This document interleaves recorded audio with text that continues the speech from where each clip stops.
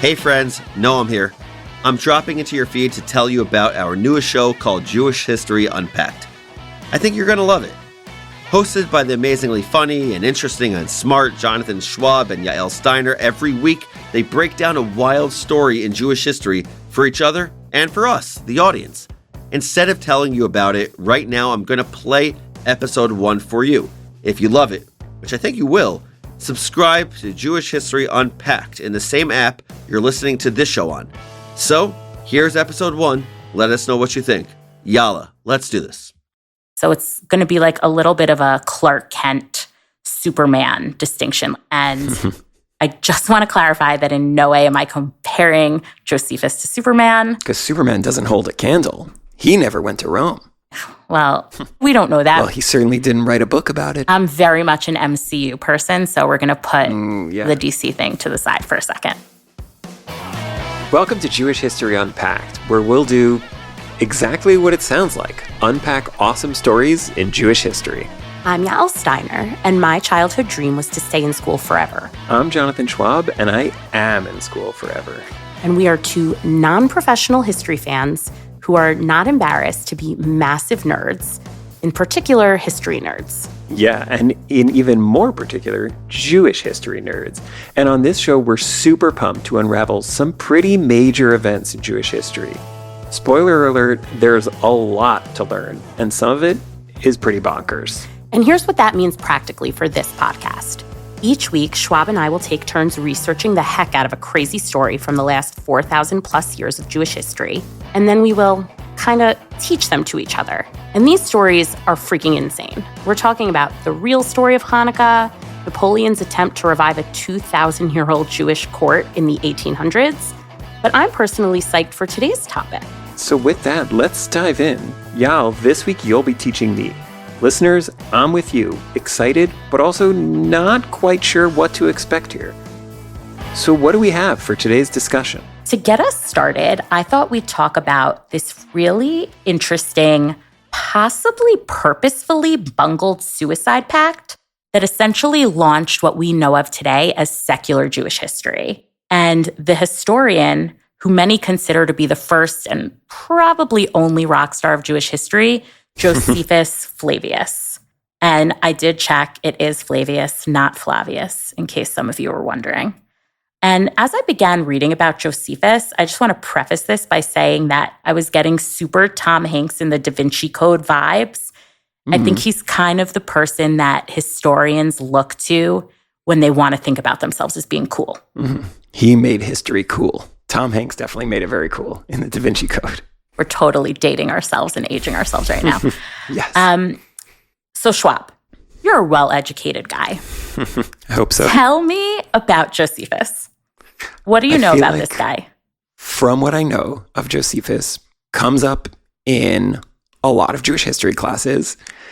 I want to say the story of Masada is from Josephus. Fascinating. It's really interesting that you mentioned that because we're not going to talk about the story of Masada today, but the story that I'm going to tell is very similar. Anything else? Something about his name. Like, I remember from some Jewish history class, the fact that he's Josephus and that's a Roman name. Yes. Something about that. So to take a step back, this man that we've both been referring to as Josephus was actually born a Jew. He also died a Jew. But when he was born a Jew, his name was Yosef ben Matityahu, Joseph, the son of Matthias or Mattathias. And he was born in Jerusalem in approximately 37 of the Common Era. And the Jerusalem that he was born into, not unlike today, was highly sectarian. And there were really a lot of different groups who didn't like each other and didn't really want much to do with each other. This was the time of the Pharisees and the Sadducees and the Essenes. I don't know if any of these names mean anything to you. But so Jerusalem was in quarters, but they were just different quarters than they are now. Yes, exactly. The Pharisees and the Sadducees were more urbanites. They stuck around what we know today to be modern Jerusalem. The Essenes were a little crunchier, a little more granola. They spent a lot of time out in the desert communing with nature. They were very ascetic. They gave away a lot of their worldly possessions. And even though Josephus was born in the city around the Pharisees and the Sadducees, and at different times in his life self-identified as a Pharisee, he did also go out to the wilderness and spend time among the Essenes. So he actually is uniquely positioned to tell us about this time of Jewish history because he's probably one of few people who spent a significant amount of time among many different types of Jews. So he wasn't as siloed as most people of his era. And interesting. He even traveled to Rome. So he was like really sophisticated for his era. He was well-traveled. He was well-read. According to his own account, he was somewhat of a prodigy. So you can take that with a grain of salt if you want. One thing that's really important to remember as I tell you this is that he is basically the only contemporary source for any of this information, but he was something. He wasn't just like Joe Nobody. He was Joe Ben Matityahu. He was Joe Somebody. Yeah. I'm starting to see a little bit of that vibe of Tom Hanks and the Da Vinci Code of somebody who just knew a lot of different things and what just was involved in a lot more than the average person of his day. Yeah, and like any minute now, some secret society is going to come and like make himself some kind of riddle. So just to recap, he was born in 37. And during his younger years, when he was perceived by some, or maybe only perceived by himself to be a genius, he spent time with a lot of different types of Jews. He traveled to Rome. And all of this was happening, like his formative years were a little bit after the Hanukkah story took place, and we're at the tail end of what we call the Hasmonean dynasty. In the year 66, when Josephus was about to embark on his 30s, a great revolt broke out in the land of Judea, which is the geographical term that we'll use to refer to what is the modern-day state of Israel. And he was apparently, in addition to being really book smart, also apparently like super military smart and like really like G.I. Josephus. But this is all still according to him. Yes. So while historians agree that most of what we get from Josephus is true, now using modern archaeology and other sources that have been found since then, we really are taking every story about Josephus from the mouth of Josephus. Mm-hmm. So just something to keep in mind as, I continue to tell you what an amazing military strategist he was. Well, if you're the one whose books survive, then you're probably going to be painted in a pretty good light. That is a very good point. And actually, a lot of people say that the reason why Josephus's writings survived was because they were the most useful and they had the most utility. So presumably other people who were there found them useful and then passed them along to subsequent generations. So he did write about things other than himself. Yes. He wrote 4 relatively famous books. One is a survey history of the Jews, starting with Adam and Eve. And this is a conversation for another day, but it is interesting that he, as a historian, starts the story with Adam and Eve because today, a professional historian would view a clear split between what we consider biblical story and what we consider to be historical fact. So it is interesting that Josephus's survey starts with Adam and Eve. That's where the history of the Jews begins.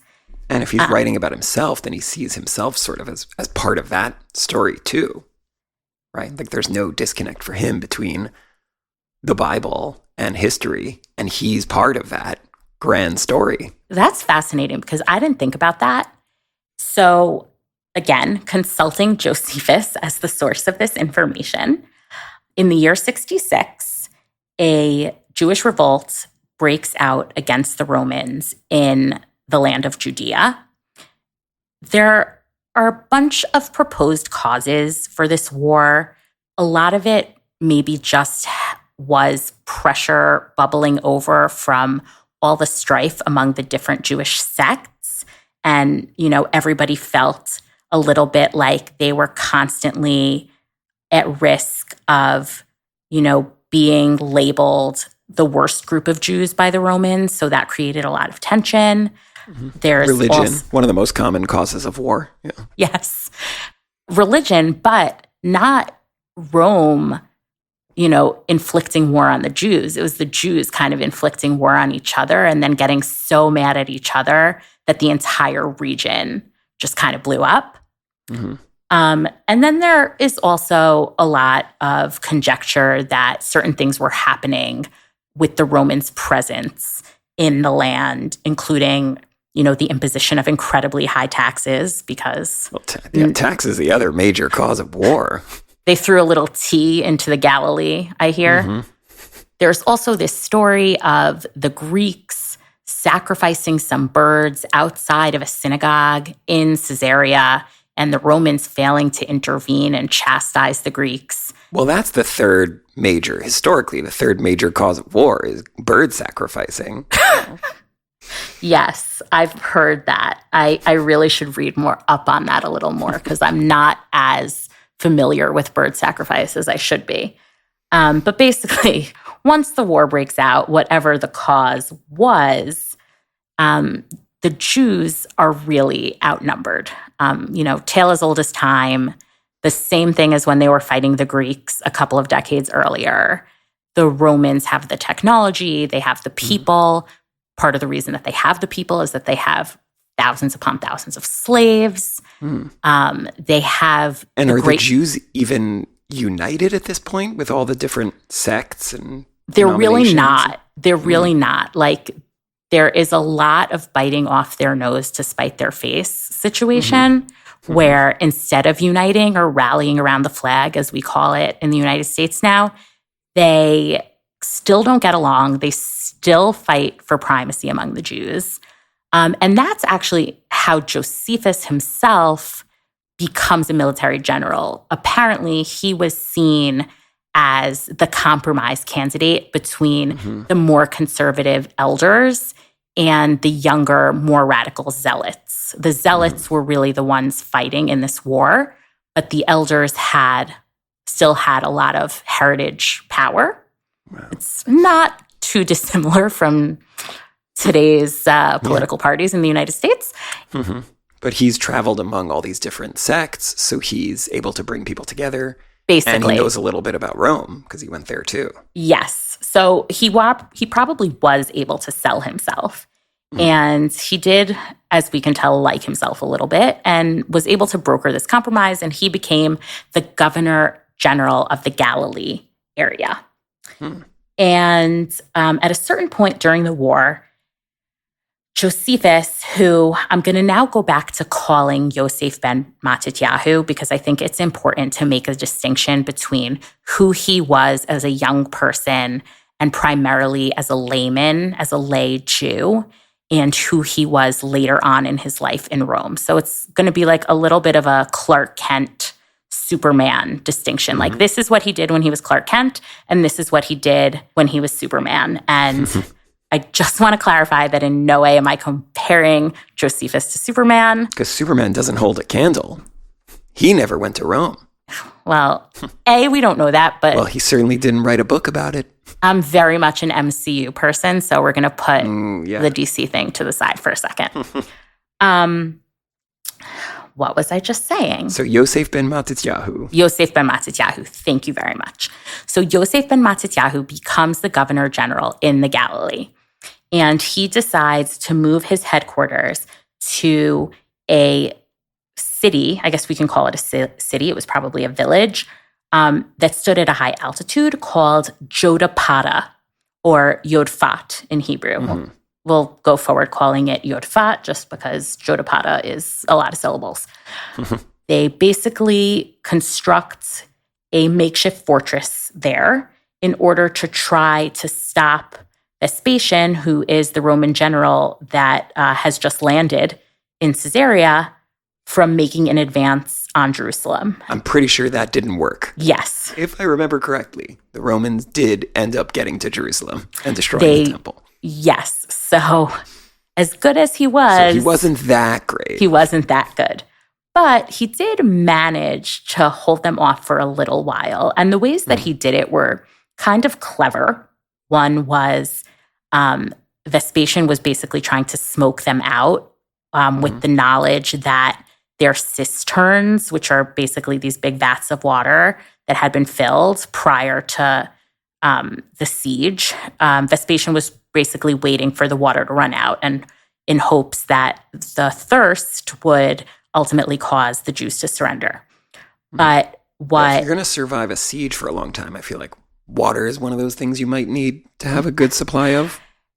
And yet, Josephus actually had them waste some of that water by soaking their clothes in it and then hanging their clothes out to dry on the fortress because they wanted Vespasian to think that they had so much water that they were still doing laundry. And they kind of hoped that when he saw that, like, oh, they're still doing laundry, like clearly they must have a ton of water left. And that maybe just turn around and go back he to would Rome? have just, no, or that he just would have gone somewhere else. Once they realized that that wasn't going to work, they actually, they made this soup out of what I think is some kind of pea, and they mushed it and they poured it down every single breach of the fortress so that the Roman soldiers would slip and fall on the soup. I know that this is a real war, but that sounds a little comical. Like, it really gave me like Home Alone vibes, honestly. Yes. So he was clever and he was crafty, but despite the cleverness and the craftiness, the Romans did ultimately breach the wall, did also ultimately get to Jerusalem, as you mentioned. And thousands of people were killed, but a lot less fun. Yes, through what he later calls divine intervention, Yosef ben Matityahu finds himself in a cave hiding from the Romans with 40 or 50 other people.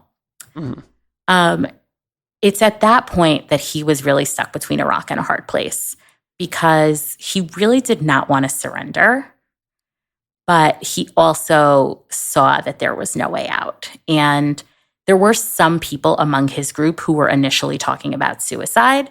And Yosef ben Matityahu talked them out of it, saying that, you know, the body is a gift from God, and how could we potentially, you know, waste this gift, which actually goes back to what you said about him seeing himself as a piece of the larger theological puzzle. But ultimately, as time went on, and one of the women in the group actually tried to sneak out and got caught, and they knew that their position had been compromised, he suggests that if they are going to commit suicide, they do it through a process of drawing lots. And instead of killing themselves, because that would be offensive to God, they would draw lots to see who would kill each other. Wow. And they did this, and you might say miraculously, you might say suspiciously, you might say auspiciously, Josephus found himself to be one of the final two people left after the entire group had killed itself. And strangely enough, when it got down to the two of them, Josephus said, you know, I don't know. I'm not sure. What do we really get out of killing ourselves at this point in time? Maybe we should just surrender. Wow, that's a good spot to be in. Yeah, like, here's this guy. He's the one who decided how we were all going to go about killing ourselves so that we could do it in the service of God. And he just doesn't go through with it. So this is one of those things. But maybe all 50 of them would have done that. And whoever survived would have written a book about it. So, you know, it just happens to be that it was him. Or maybe. So, yeah, you see where I'm going here. It's one of those stories where, regardless of everything else that we know about Yosef ben Matityahu, both in his, you know, earlier incarnation as Jewish lay leader and in his later incarnation as Josephus, all the good that he does and the genius that he might have been and the military strategist that he might have been, you look at him as the orchestrator of a suicide pact where he doesn't commit suicide, and maybe he's not as great as we thought. Wait, and this reminds me of, because I said before that one of the things that I thought about related to Josephus was Masada. And the Masada story sounds very similar because there's also a suicide pact there. Yes. And what's interesting is that the story is virtually identical. Mm-hmm. And the only source we have about the story of Masada is Josephus. Mm-hmm. But he wasn't at Masada. He wasn't there. He was already in Rome. So we're talking about him as a historian recording the story of a battle that he was not present at a time without email, without tweets, without fax machines or telegraphs or Morse code. He happens to hear the details of this battle of Masada, and it's almost exactly like the battle that he had been the general of. So that's Josephus's go-to move. He's like, there was a siege, people died, there was probably this elaborate suicide pact plan. So it's totally possible that this was just a thing that people did back then, or it's possible that Josephus, was a little less creative in his writing than one might be. But it's interesting that you bring that up because, yes, it is very similar, but I'm not sure that we have great sources on that. Mm-hmm. Mm-hmm. So he survives this suicide pact, and the Romans don't kill him. They don't kill him, because basically what he does is he leaves the cave and he goes to the general Vespasian. And, this guy, he's not dumb. He really is crafty and clever, and he knows that flattery will get you anywhere. And he basically says to this guy, I had a vision, and you are going to be the Roman emperor. Mm-hmm. And because Vespasian likes the sound of that, he doesn't want to risk killing Josephus, who might be a prophet. So he takes him as a slave. Mm-hmm. But ultimately, a few years later, when Vespasian does become emperor, they free Josephus from slavery because now they're like, okay, this guy knows something. Mm-hmm. He's got God's ear. God has his ear. So we don't want to be the ones holding him captive. And they release Josephus as a free man. And that's when he takes up the mantle of historian and he starts writing the history of the Jews. I feel like Josephus, maybe he actually had this prophecy, or maybe he's the guy who goes on Twitter and says, in 4 years, I think the next president is going to be whoever. Maybe he tweeted a whole lot of things and then he just deleted all the other ones. And then 4 years later, just retweets his own tweet and everyone all of a sudden is like, this guy's a genius, Exactly. So he's free now. He's writing history. And so he wrote the story of the Jews from Adam and Eve through his own time. Mm-hmm. He wrote an autobiography. He wrote a defense against anti-Semitism. Okay, wow. And he also wrote one book just about the war that he had participated in called The Jewish War. All the major categories of books: anti-Semitism, autobiography, history, and military. So he has a really mixed legacy because of the things that we've talked about with respect to not following through on the suicide pact, and also the fact that he was, writing himself into the story, viewed himself as a genius, viewed himself as a military man. But at the same time, he really is the guy that we look to as the progenitor of modern Jewish history. Mm-hmm. Some people... But he's also writing all of this in Rome. Yes, he's writing it in Rome, and he's writing it under the patronage of Vespasian's son, Titus. So on the one hand, there are some people who think when he's writing the history of the Jews, he's doing it because he feels guilty about what he did at Yodfat. And there are other people who think actually that he might feel guilty about what happened at Yodfat, but because he's writing under the patronage of Titus, we can't really take anything he says about the Romans at face value because he's writing to flatter the Romans. Mm-hmm. That brings me to the question that I really wanted to pose here, which is, how do we evaluate historical sources when it comes to Jewish history? Mm-hmm. I read something really interesting one of the scholars of Josephus writes an introduction in which he compares Josephus to a modern photographer from the 1980s, if you still consider the 1980s modern, named Lee Friedlander. And Friedlander apparently was the first photographer, or the first well-known photographer, to really not remove his own presence from the photographs. So if he was on a ladder taking a picture of something and the shadow of the ladder falls into the frame of view, he included that shadow in his photograph. He really did not need the viewer to forget that there was a photographer there.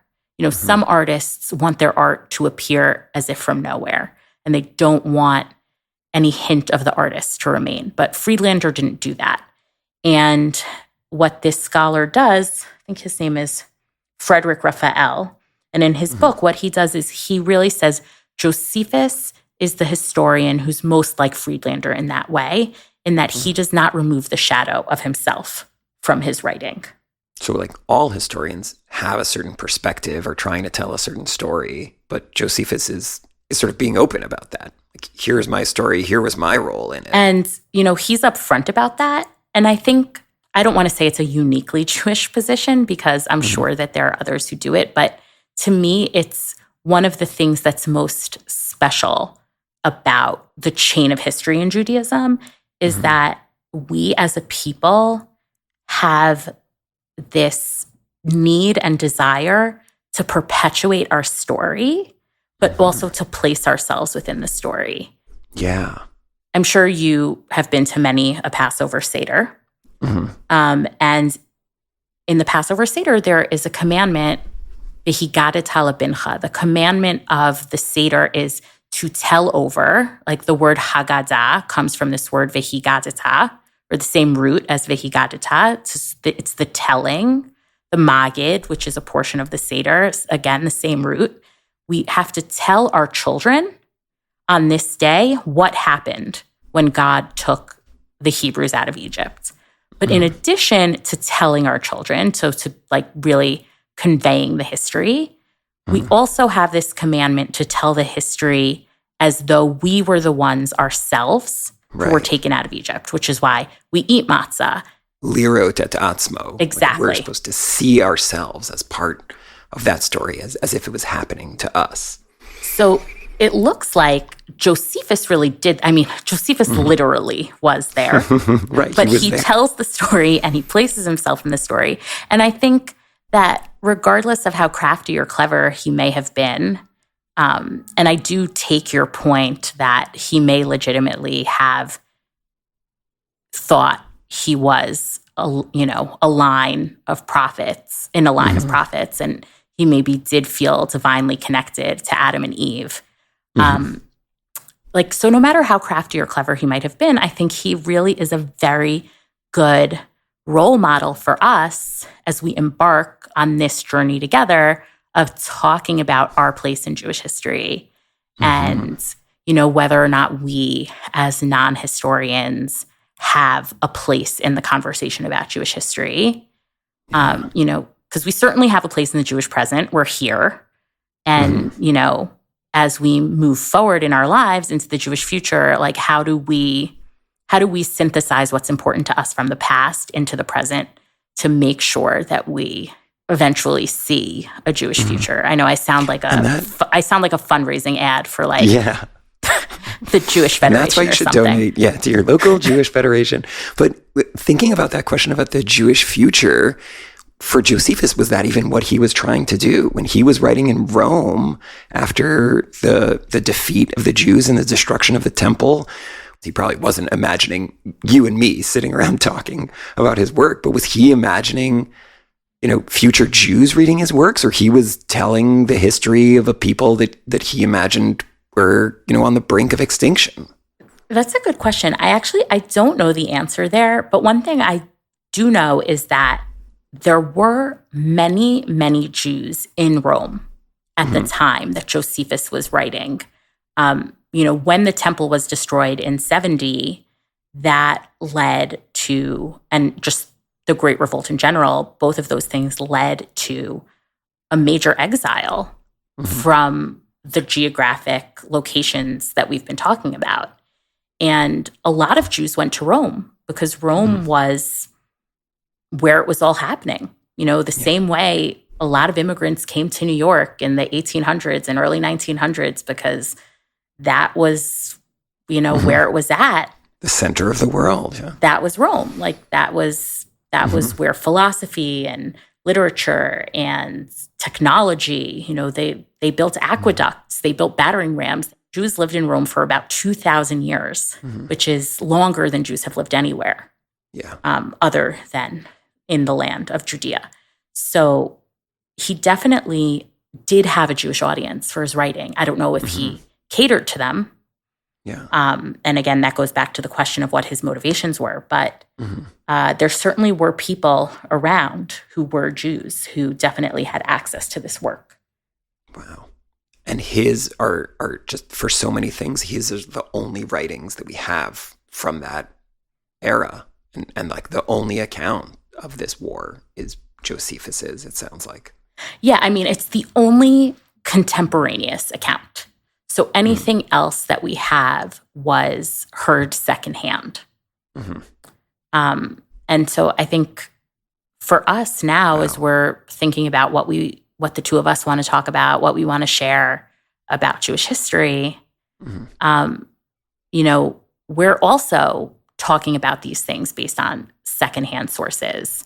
When it comes to very modern Jewish history, we have some firsthand sources, but that's also unique. In a way, the two of us, being the elderly geriatric millennials that we are, have grown up with the opportunity of hearing about, major events in Jewish history firsthand. I am a grandchild of Holocaust survivors, and I've met dozens upon dozens of Holocaust survivors in my life and have had the opportunity to hear their stories firsthand. But in the next 10 years, maybe less, that opportunity is going to disappear for the next generation of Jews. Yeah, that's something that I think about a lot because my children, who are still young, are going to grow up in a world, I think, where they're not going to hear survivor testimony of the Holocaust all the time, the way that I grew up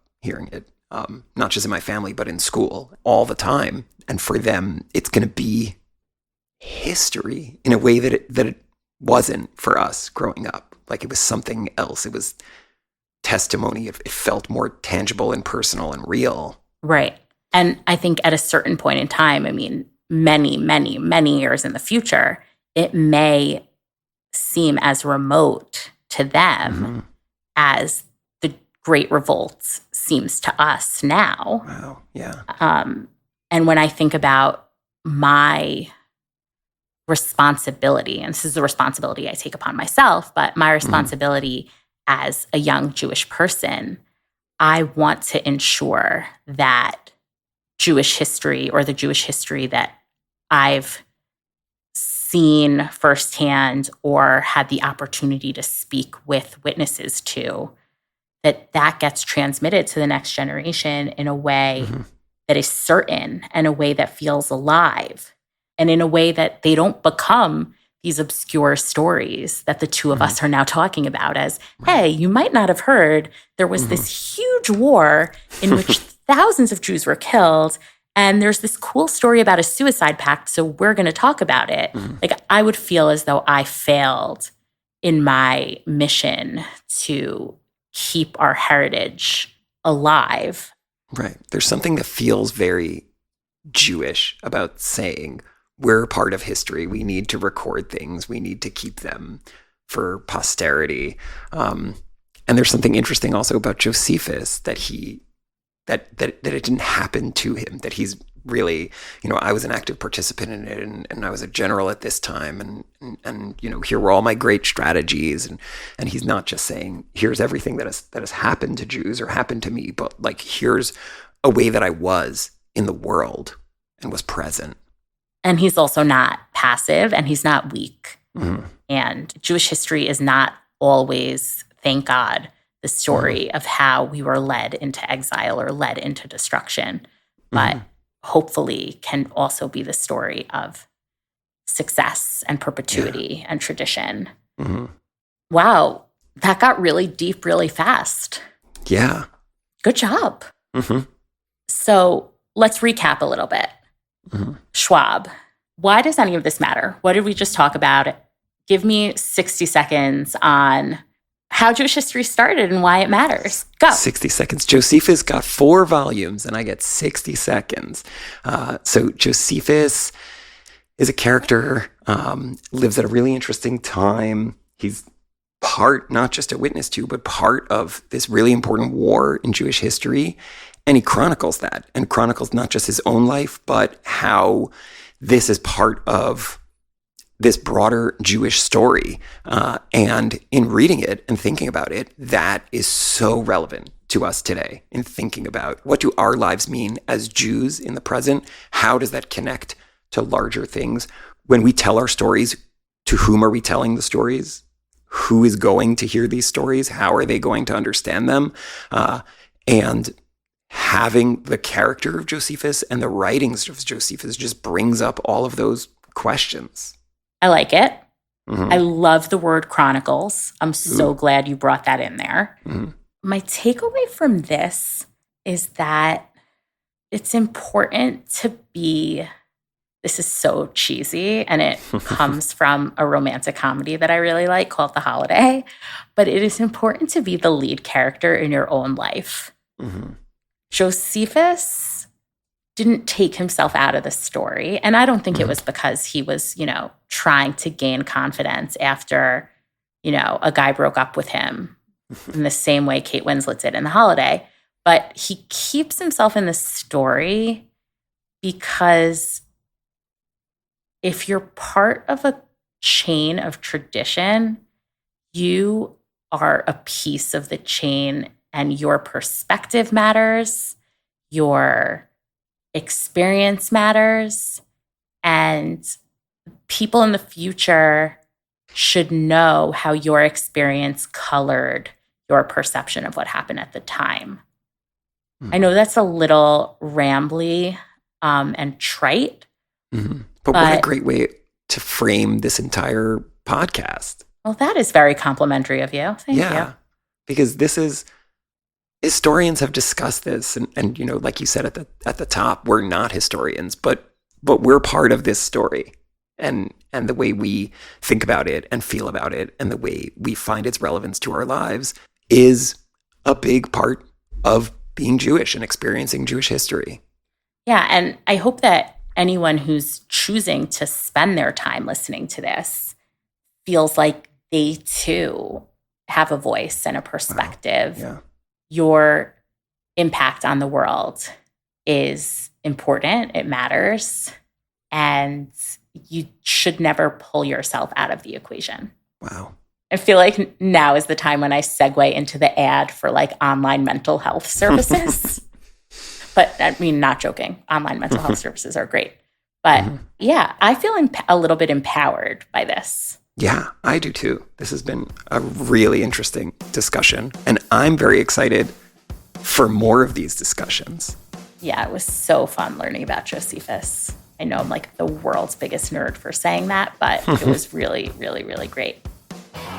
Thank you for listening to Jewish History Unpacked, a production of Unpacked, a division of Open Door Media. If you like this show, subscribe on your podcast app of choice and give us 5 stars and write us a review on Apple Podcasts.